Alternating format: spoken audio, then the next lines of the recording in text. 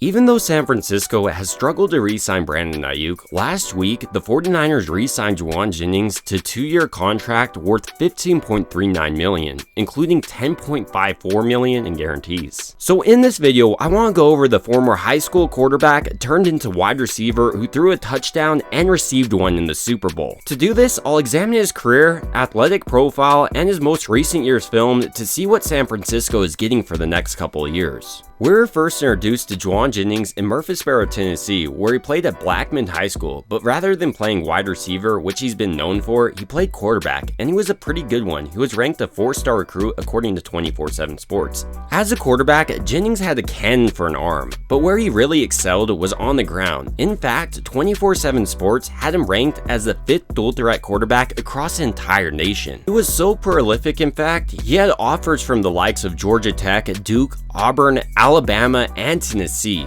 Ultimately, Jennings did decide to stay close to home and enroll at University of Tennessee. Despite playing quarterback throughout his high school career, as soon as Jennings arrived at Tennessee, he transferred over to the wide receiver position and somehow contributed immediately as a freshman. During his freshman year, Jennings had close to 150 yards receiving, but his best play on the year had to be a 58-yard trick touchdown pass to Joshua Dobbs, San Francisco's backup quarterback currently. In 2016, Jennings took his next step as a wide receiver and had nearly 600 yards this year with 7 touchdowns. He also contributed on the ground, having 27 yards there. In 2017, Jennings was hampered by an injury, only playing in 1 game. 2018 though, he came back, had nearly 500 yards and 3 touchdowns. His best year by far though had to be his final year, where he had 969 yards and 8 touchdowns on the year. After this prolific season, Jennings decided to enter the 2020 NFL Draft. He came in at 6'3", weighing 215 pounds. He ran his 40-yard dash in 4.72 seconds and his 10-yard split in 1.58 seconds. When scouts started breaking down Jennings' film, they saw a big slot wide receiver with the size and toughness necessary to be effective at the next level.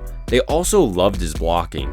But because of his lackluster speed, they questioned his ability to get open at the next level, specifically against press man coverage. But they did note he had pretty good understanding of angles and how to get separation. Scouts were also impressed by how strong Jennings' hands were. He routinely came up with extremely difficult catches. But what really sets Jennings apart is the competitive edge he plays with, whether it be blocking or running a route. He's giving it his all, and I love that about him. And with San Francisco seeing more positives than negatives with Jennings, they decided to pick him up in the 7th round with pick 3 in the 2020 NFL Draft. Even though Jennings has had a nice career so far with San Francisco, it didn't start out that way. During his first year, for instance, he was actually cut from the team. After only 1 offseason, Jennings was able to establish himself as the clear number 3 wide receiver for San Francisco, and from 2021 to 2023, he's had 1,184 receiving yards and 8 touchdowns. One of Jennings' best attributes with San Francisco has to be his ability to get open on 3rd down. 3rd and Jauan can just get it done time and time again. Last year, for instance, he had 12 first downs on 3rd down. A big reason for that success is Jennings' ability to just manhandle DBs. On this play, for instance, it's 3rd and 7, and it looks like right here, Jennings should be stopped before the line of scrimmage. But somehow, thanks to his aggressive running style, he picks up a first down. Many scouts, as I mentioned, question Jauan Jennings' ability to beat press man coverage at the next level, but I think he's able to do it because of his 10-yard split. He runs in 1.58 seconds, that's right in line with Christian McCaffrey, and you can see coming out of this break, it creates a ton of separation with this DB. And once Jennings does get the ball in open space, you can definitely understand why he was ranked as one of the best dual threat quarterbacks coming out of high school. And it's not like Jennings is just being schemed open for these plays. On this divisional round against the Packers, for instance, Jennings is basically going to have to do this all by himself. He understands where the defender is and where the yard marker is though, and he does everything in his power to get there. And he does. And even though I love how violent Jauan Jennings is with the ball in his hands, I actually much preferred to see him block. He's one of the best blocking wide receivers in this entire league. On this play against the Packers, for instance, he drives his man all the way into the Gatorade stand. But the best part is Jauan Jennings doesn't get aggressive after the play. Once the play is dead, it's over for him.